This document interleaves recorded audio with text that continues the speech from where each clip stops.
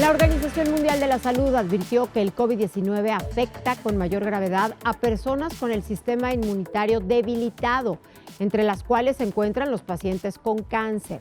¿Cómo se deben proteger? De esto y más vamos a hablar con el doctor Manuel Acuña. Él es cirujano oncólogo y le doy la más cordial bienvenida a Código Salud. ¿Cómo está, doctor? Muchísimas gracias, súper bien, muy contento de estar aquí contigo. A mí también me da mucho gusto que estés por acá. Y bueno, pues vamos a hablar de lo que sucede con un paciente con cáncer si se infecta de COVID-19.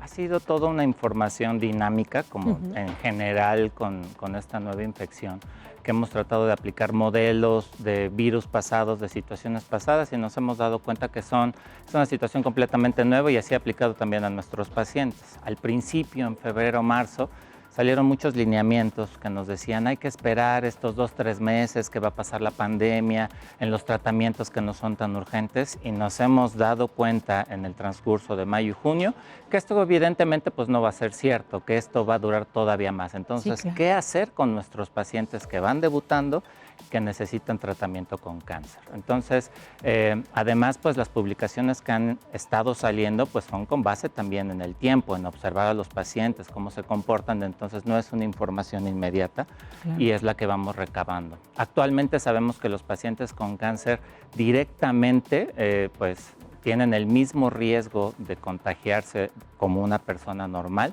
Claro. Sin embargo, las situaciones alrededor del paciente, ni siquiera per se por la enfermedad, nos da una enfermedad o una presentación severa. Entonces, Hablamos de cualquier tipo de cáncer. la realidad es que no. O sea, no es lo mismo un paciente de 35 años con una lesión pequeña en el tiroides de reciente inicio y resulta ser un cáncer de tiroides, a un paciente que lleva 3 meses con pérdida de peso, que no está comiendo bien, 65 años, y que es un cáncer de estómago, un cáncer de ovario, páncreas. un cáncer de páncreas. Entonces son casos completamente diferentes.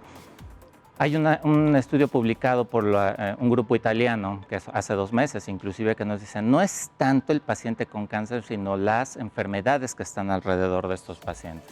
Si son hipertensos, si son diabéticos, si son obesos, y todo ese conjunto de comorbilidades nos va a dar el cuadro clínico de los pacientes. Definitivamente. ¿Qué sucede en el organismo de un paciente sometido a quimioterapias, por ejemplo, si se infecta con COVID-19?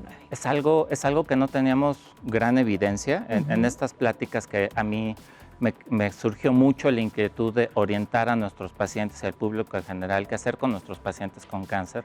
Al principio, y lo sigo sosteniendo, decía, bueno, un paciente con quimioterapia inmunológicamente pues está deprimido, está comprometido su sistema inmunológico, y al recibir un bicho como este, pues evidentemente probablemente la respuesta inmunológica no va a ser la mejor. Claro. Y la enfermedad puede ser más grave. Hay un artículo publicado con muchos pacientes de la semana pasada que nos dice que directamente la quimioterapia no nos va a dar tanto problema, sino bien, otra vez, la edad, género, condición general del paciente, cómo venía ya su cuerpo afectado.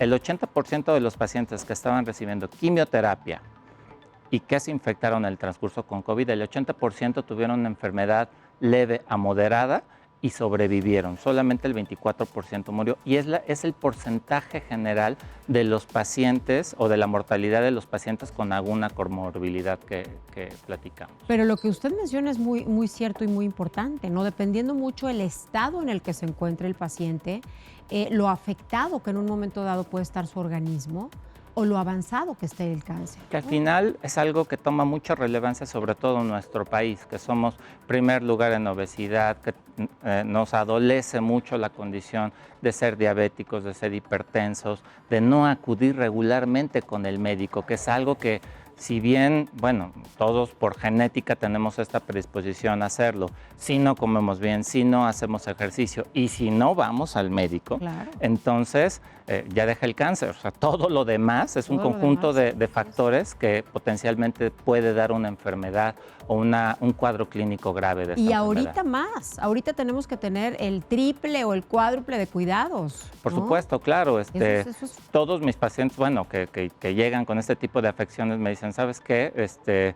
Bueno, ¿qué hago ahorita? Pues como un paciente que va a dejar de fumar, deja de fumar hoy, no mañana, no en un año. O sea, haz Es ejercicio ahorita, hoy, es haz tu ahorita. dieta hoy y cuídate Protégete, aquí tenemos pues algunos aditamentos, ¿no? Las caretas que son tan importantes, los lentes también, las mascarillas. Claro.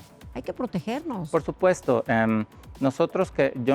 Mi grupo oncológico no dejó un día de trabajar en todo este tiempo y hemos tenido lo que yo le digo contactos cercanos del tercer tipo con pacientes con COVID. Contactos cercanos del tercer tipo. Así es, así como la película que muy pocos ya saben de cuál hablo, Sí. pero pacientes, por ejemplo, que salieron con COVID en el momento en que estábamos terminando la cirugía. O sea, la prueba salió en ese momento, que había pruebas. Hay algunos pacientes que salen con pruebas durosas o que se les tiene que repetir la prueba. Sí. Tuvimos un par de casos en algún hospital donde ya estábamos terminando la cirugía oncológica y nos habla el intensivista y epidemiólogo todo alarmado, oye, ¿sabes que la prueba ya salió positiva? ¿No? Y entonces, pacientes que llegan a nuestro consultorio y a los 5 días nos dicen, ¿sabes qué? Pues resulta que mi prueba es positiva y pues no sé dónde me infecté. O otro caso que tengo, que operé de cáncer de tiroides, se protegieron perfecto, llegaron al hospital, el esposo se hizo la prueba y a los 5 días llega el hijo, porque evidentemente quería ver a la mamá, y traía COVID y los infecta. Entonces, afortunadamente nosotros nos hacemos una prueba cada 15 días, nos hacemos nuestras pruebas inmunológicas en sangre y siempre han salido negativas completamente. Entonces, ¿cuál es la enseñanza que yo tengo de eso? Pues que el protegerse sistemáticamente con tu cubrebocas, con tu careta, con tus gogles, evidentemente algo estamos haciendo bien y por eso las cosas nos han salido bien. Claro, ¿no? y funciona. Y nosotros que estamos en esa trinchera que le hemos llamado, Claro. y no nos hemos infectado, bueno, creo que todos los demás que estamos en la comunidad podemos hacer ese mínimo esfuerzo para podernos proteger. Definitivo. Nos trajo una presentación aquí de algunos puntos importantes, doctor. Sí, si me pueden avanzar la presentación, es prácticamente lo que yo estaba comentando, o sea, por el lado de la enfermedad, por el lado de los médicos y por el lado del paciente, las tres cosas cuentan y cuentan mucho para tener una armonía y tener un buen resultado. Definitivo. Estos son los números actualizados, sabemos y conocemos todos que el 80% tienen síntomas leves, no tenemos todavía una idea amplia, concreta de cuántos son los casos asintomáticos, estos son los casos que llevan a un hospital y que tienen una prueba positiva. Sin embargo, la mortalidad está entre el 2 y el 10%. Si nos pasan la siguiente. Entre el 2 y el 10%. ¿De qué va a depender? Evidentemente de la población. Aquí pues, es una foto tomada ayer. México hasta hoy en la mañana. En un mercado, ¿no? ¿Es esto? Sí, 408,000 infectados. Es decir, la anterior, por favor, 408,000 infectados. Representa casi el 10% de los casos que hay a nivel mundial. 5%, perdón. Sin embargo, las 45,000 defunciones casi llega al 10% de la mortalidad mundial. Entonces, evidentemente tenemos que combinar estos números para poder hacer una evaluación en retrospectiva. No se puede hacer una evaluación prospectiva, Sí, pero no, sí en retrospectiva del tiempo que va para ver cómo estamos haciendo las cosas. Afortunadamente, y lo digo con mucho respeto, el total de estos pacientes, solamente del 1 al 2% son pacientes con cáncer.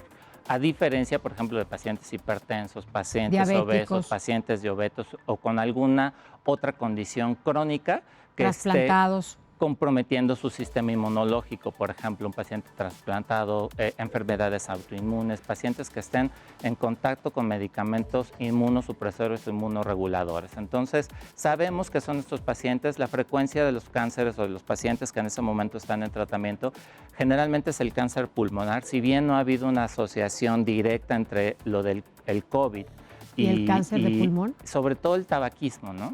Al principio decían que porque era un factor protector, pero pues eran estadísticas muy pequeñas. Ahora estamos viendo que sí, los pacientes, evidentemente con una afección pulmonar, van a tener un cuadro grave de la enfermedad de COVID. Particularmente este paciente que te cuento, que estaba en quirófano, pues era un paciente... ¿De qué edad este paciente? 67 años, cáncer de riñón y metástasis pulmonares. El gran problema ahí es que pues, se asoció las metástasis pulmonares y no se descubrió el COVID a tiempo. Entonces fue un sesgo ahí de la prueba, pero al final de cuentas el paciente a los 3 días falleció por COVID. Entonces, ¿cuál es el problema de esto? Lo metimos una cirugía que potencialmente le iba a dar una buena expectativa de vida, sin embargo, pues la enfermedad se lo llevó y se lo llevó rápido. Pero no sabían que la tenía. no sabíamos que la tenía. Tenía una prueba un día anterior negativa, sin embargo, el epidemiólogo y el intensivista dijeron, sabes que hay que repetirla porque no nos queda claro en la tomografía, etcétera. Claro. Pero el paciente estaba con un sangrado franco en el sistema urinario, entonces era realmente una nefrectomía paliativa. Entonces, todas estas situaciones, si bien la cirugía oncológica nunca es una urgencia, hay pequeñas cirugías o un pequeño porcentaje que son cirugías de urgencia. Este paciente fue así. El otro extremo es la paciente de cáncer de tiroides creativo, una paciente de 65 años, hipotiroidea, pero que viene y la contagia el hijo, pero ella como estaba en muy buenas condiciones generales y era un cáncer muy temprano, completamente asintomática y ya la volví a ver en el consultorio. Entonces, estos fueron los primeros reportes que empezaron a salir de Lancet. Lancet Oncology es un journal que ha estado muy a la vanguardia de publicar las estadísticas de cáncer y COVID. A ver, explíquenos. Vemos, mira, son las 3 columnas. La primera dice pacientes que no tuvieron cáncer. En medio los pacientes que ya son resilientes o que están ya en vigilancia del cáncer y los pacientes que están con la enfermedad activa con tratamiento. Y en azul y en rojo vemos aquellos que se murieron y aquellos que sobrevivieron. Entonces sí vemos una real tendencia de estos pacientes graves conforme el estado de su enfermedad. Es decir, pacientes sin cáncer en las estadísticas más o menos alrededor de la media. Como sabemos, entre el 5 al 10% de los pacientes que ingresan a una unidad de terapia intensiva. Los pacientes, cuando ya están intubados. Ya cuando están intubados, ya cuando están en que algo salió mal y están en una unidad de terapia intensiva. En medio los pacientes que sobrevivieron y los pacientes que tienen una enfermedad activa son los que mayormente ingresaron a una unidad de terapia intensiva. Y aquí estamos viendo, o sea, pacientes que sobrevivieron y que no sobrevivieron, la probabilidad de tener eventos más graves, pues evidentemente la curva, pacientes con cáncer y pacientes sin cáncer, los pacientes con cáncer en la verde, pues sí se ve estadísticamente, pero sobre todo en la gráfica, que hay más incidencia de eventos severos. Siguientes. Entonces empezaron a salir estas publicaciones. Siguiente diapositiva. Ahí tenemos por edades. Mira, también, al final, abajo creo que es lo que se nos debe de quedar muy en claro y sobre todo en una población como la mexicana. Enfermedades preexistentes. ¿Qué pacientes ingresaron a una unidad de cuidados intensivos? Pues aquellos que le fueron sumando los tachecitos, es decir, diabético u obeso, ¿no? Luego diabético, luego hipertenso, luego problemas en triglicéridos. Entonces, si le vas sumando los tachecitos, 25% de posibilidades, claro. 48% de posibilidades ya con 3 o más. Entonces, ¿cuántas personas y pacientes en la Ciudad de México o en general en el país son tenemos hipertensos, con esas condiciones? son diabéticos? Entonces, esta foto siempre la incluyo para hablar de la estadística en México y bueno, sí, o sea, somos un país con serios problemas de alimentación. Sí, definitivo. Siguiente, aunado a esta cuestión mítica, mágica, religiosa de primero tomarme el agüita de no sé qué y los medicamentos de no sé qué en vez de con un doctor, entonces todo eso va retrasando una atención de una enfermedad crónica. Seguramente ha escuchado hablar del dióxido de cloro. En la tarde inclusive tengo una plática muy interesante, productos milagros y cáncer y COVID, entonces con buen otro... tema. Buen tema, escabroso porque no, te tienes que meter con mucho cuidado. Yo a mis pacientes... Venga otro día a hablarnos de esto. Está muy interesante y la verdad es que yo siempre les digo a mis pacientes, no soy tajante ni soy regañón, pero siempre les digo, bueno, mándame qué te vas a tomar y vemos e investigamos, si yo no lo sé a priori, vemos e investigamos si lo puedes usar. Eso se llama medicina complementaria. No es alternativa porque no está dejando su tratamiento, pero ver si de alguna manera puede complementar. Generalmente, ¿sumar o no? Por supuesto, mira, el 20% de mi plática con mis pacientes en una consulta de primera vez es de lo médico, del cáncer.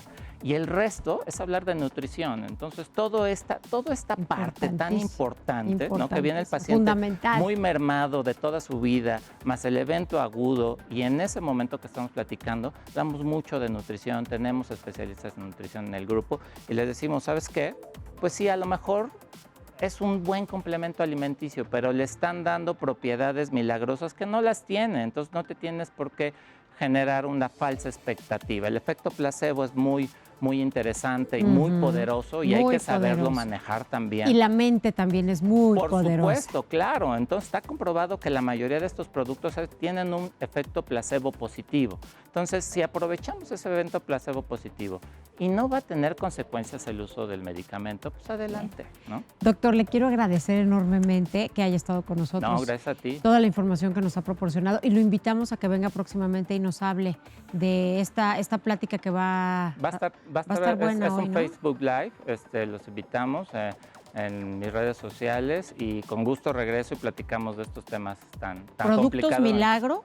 Realmente ¿Y tiene un título más formal, porque dije, no, si le ponen productos milagro como que va a estar medio difícil, pero realmente es productos milagro como el dióxido de cloro en el COVID, que miles de publicaciones ahí en el Facebook, ¿no? Sí, de comentarios y todo. Estos productos pseudoalimenticios en cáncer, por ejemplo, la herbolaria en enfermedades del hígado, o sea, hay Bien. muchos temas relacionados con estos productos milagro. Le agradezco mucho. No, gracias a ti. Y lo un invitamos gustazo. próximamente. Muy amable, gracias. Gracias.